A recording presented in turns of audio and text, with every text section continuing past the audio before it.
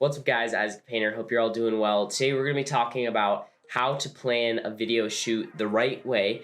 There's several different steps that I normally take to make sure that I get all the gear with me that I need, get all the shots I need to get, and I don't run into just any random problems on set. So if you guys are into that type of thing, or you just want to learn how to make your shoots more efficient and stuff like that, stick around and I'll show you guys how. By failing to prepare, you're preparing to fail. So that's a quote by Benjamin Franklin that I happen to like a lot and applies to being a videographer or photographer quite well actually, because really if you don't prepare and you don't know what locations you want or what gear you actually think you'll need, stuff like that, it can just kind of be a disaster. So I'm gonna run through a bunch of different points that I have jotted down, just stuff that I use to prepare for my shoots, and I have a shoot coming up this weekend, so I was already running through all of this stuff in my head, and I thought I would just share it with you guys so you guys can just see how I prepare for a shoot to make it just be as smooth as possible on set when I'm actually shooting.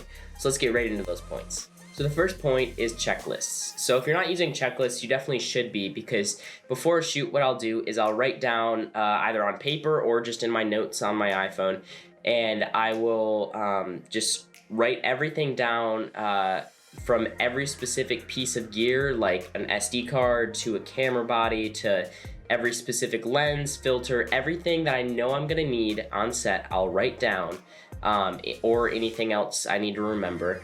So I'll do that, and then when I'm packing, I will knock out every single piece of gear specifically, so I make sure that I didn't forget anything, and then I get there, I'm like, oh shoot, I don't have my ND filter and it's a super sunny day.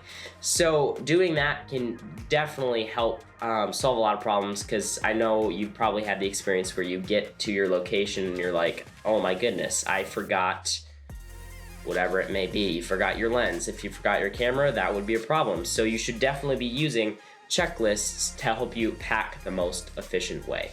So the second point is to just make sure all of your batteries are charged for your drone, gimbal, camera, everything like that. Make sure those are all charged and they're all functional. And then with SD cards, just make sure they're all formatted.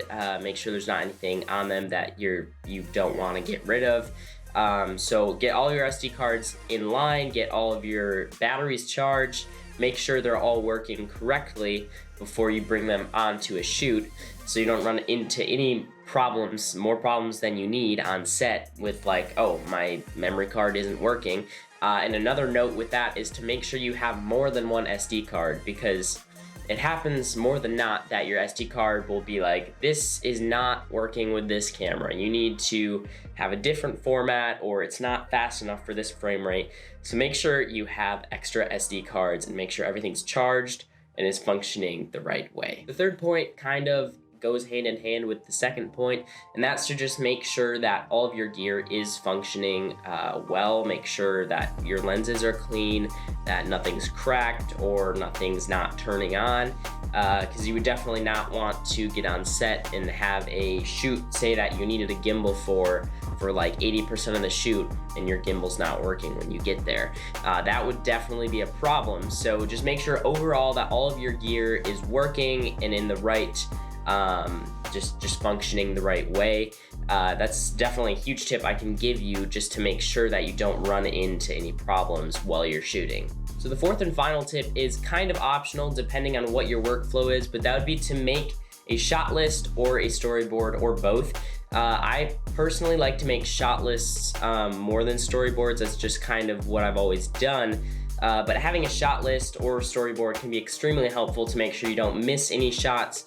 And making a storyboard beforehand can definitely be helpful, so you can kind of get the visual of the exact shot you want to get in your head before you are on set actually shooting, and that can definitely help with just making sure you nail that shot. And then you can even apply checklists to this, just using a checklist to make sure that you nail every shot. It's kind of the same as a shot list, but just using all three of those can really help you to, first of all, visualize the shot with a storyboard before you actually shoot it. You can make sure that you don't miss any of the key shots that you really needed to get. So yeah, I mean, those are my 4 tips.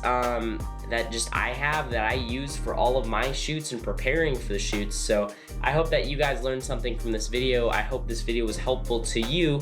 If you liked it, give it a thumbs up, subscribe, and we'll see you in the next one. Peace.